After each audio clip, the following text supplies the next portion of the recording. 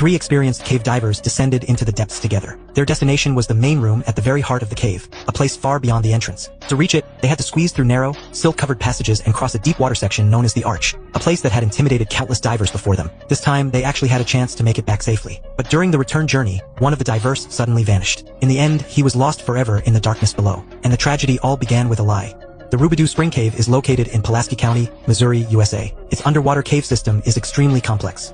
After entering the water, the divers would first pass through the upper shallow tunnel. Continuing forward, they would eventually reach an area known as the Drop. Roughly 30 meters high, it marked the boundary between the upper and lower sections of the cave. All divers would place their decompression cylinders there for the return trip and switch to stage tanks better suited for deep diving. After passing the Drop, they would officially enter the lower deep tunnel. Not only was the passage extremely narrow, but the floor was also covered in thick layers of silt. Even the slightest contact could reduce visibility in the entire tunnel to zero within seconds. And at the very end of the deep tunnel lay the most dangerous section of the cave, the Arch Passage, the only entrance leading to the main room. The team leader that day was 50-year-old Steven, a veteran cave diver with many years of experience. His companions, Ron and John, were also certified cave divers. The three knew each other well and had completed many dives together before. To ensure safety, they established one strict rule in advance. Stage cylinders would be used on the way in, while the main tanks would be reserved for the return trip. And if any diver depleted their stage gas early, the entire team had to turn back immediately. It was one of the most basic and most important survival rules in cave diving. After checking their tanks, scooters, and guideline equipment, the three men put on their dry suits and entered the water. The first half of the dive went smoothly.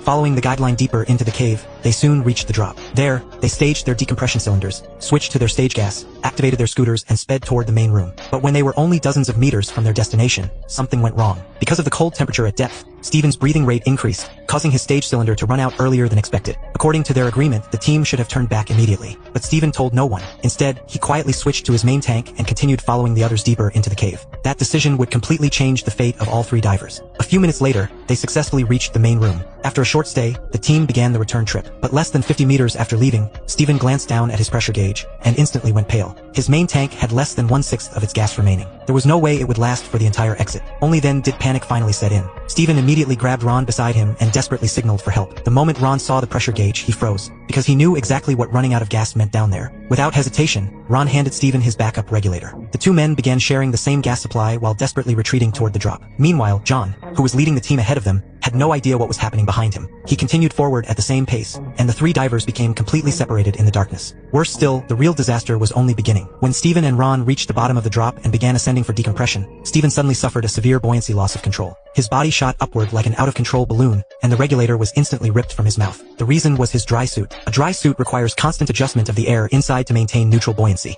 But as a diver ascends, the surrounding water pressure rapidly decreases. The air trapped inside the suit expands dramatically. Just like a balloon pulled out of the water, it grows larger and larger. If the exit